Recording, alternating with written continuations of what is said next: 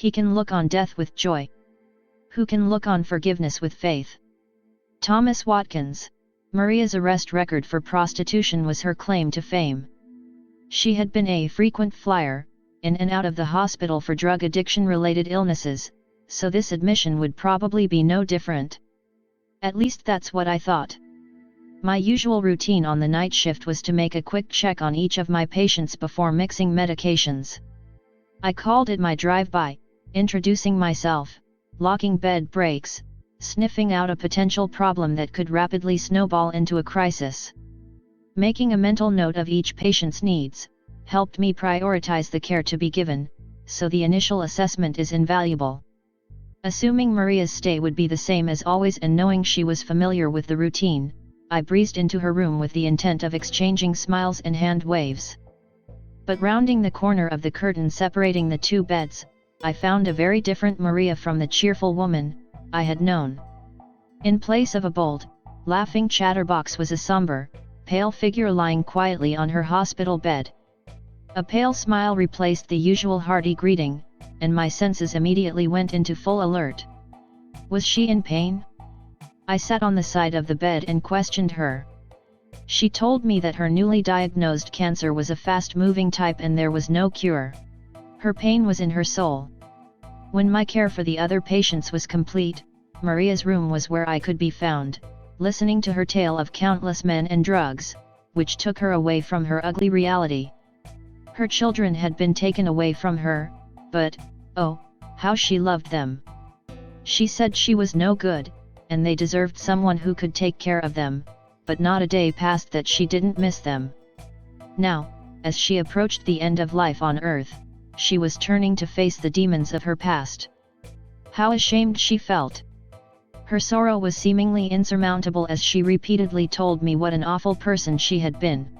I allowed her to talk herself to sleep, and prayed for the wisdom to know what to say. Her pain was more excruciating than any I had ever heard. What could I say that would be of help? I didn't want to be an empty talking box, reciting platitudes that meant nothing. I carried a vivid memory of her anguish home with me, and after a few hours of sleep, I searched through my collection of spiritual readings and found exactly what I needed. When I returned to the hospital, I gave her a poem about Jesus forgiving the sinful woman in Luke 7:36-50. I spoke about God's unconditional love for the sinful woman and for Maria. Unrehearsed words, not my own, crossed my lips in an endless procession, and I passionately poured out my heart. She read the poem. Once, then twice. Then, the tears trickled down her cheeks, as she reached up and hugged me tightly. Maria said, "This is me in the poem. My mother has been telling me about Jesus for so many years, but I wouldn't listen. Now, you are telling me the same thing. He loves me no matter what I did? So, it must be true, I have to find out more about him." Speechless, I returned the hug. When I checked her later, she was sleeping with the poem clenched tightly in her hand. My assignment changed for the rest of the week. I didn't see Maria or have a chance to talk with her. I did stop by when she was sleeping and I left a Bible on her bedside table. On the day of her discharge I stopped at her room to say goodbye. She was sitting up in bed, Bible open in her hands, peacefully absorbed in her reading. She flashed a smile when I walked in. "You gave this to me, didn't you? I knew it was you. You'll never know what it means to me." She was going home to live with her mother for her remaining time and to make amends with her children. I never saw Maria again.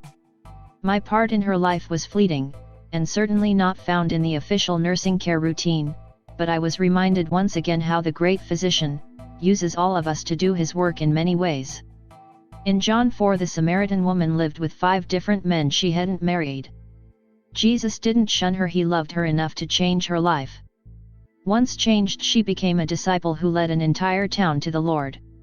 Take courage from these strong, intelligent women and find the time to learn and love the Lord. Darkness cannot drive out darkness, only light can do that. Hate cannot drive out hate, only love can do that. Martin Luther King.